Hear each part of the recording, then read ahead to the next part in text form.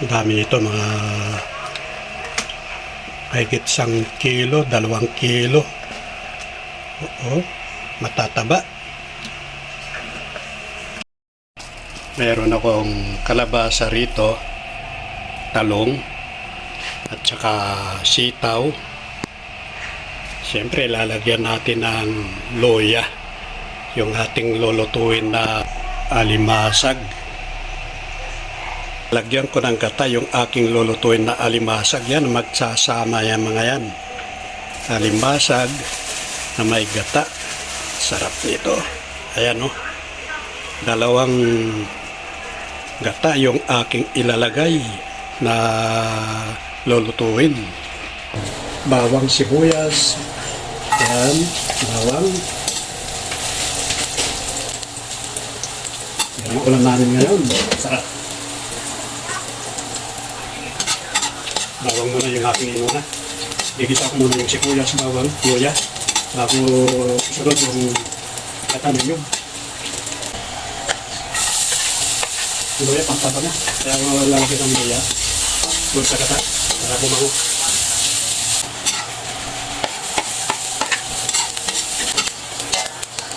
Ayan. Gata ninyo.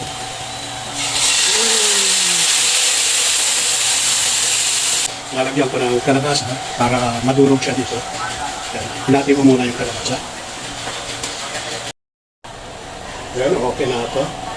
At malapot na siya. Ilagay ko na yung gulay. Kalabasa. Yung nauna kong kalabasa ninalagay para madurog siya, para lumapot.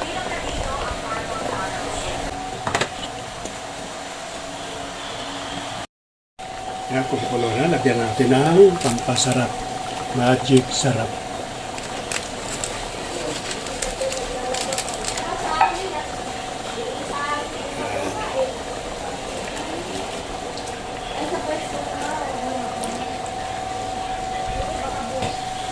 Alimasag.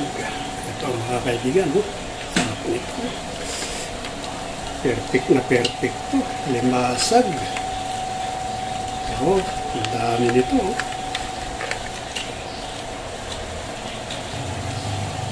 Pakukuluan muna natin ito ng gusto.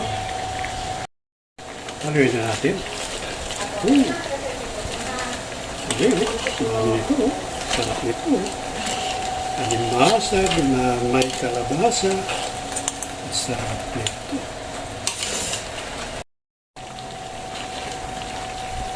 Patis ang ilalagay, hindi asin. Yan, patis. Orange patis. Lagyan natin ang isang scoop. O, kalahati pa. Yun. May gatang kalabasa. Ayos. Huwag na ito.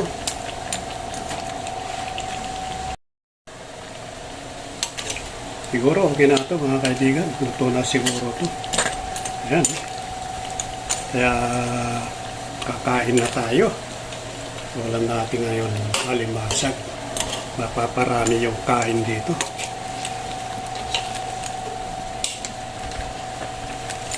Wow, sarap po. Okay na ako yan. Ayos na ito. Luto na ito.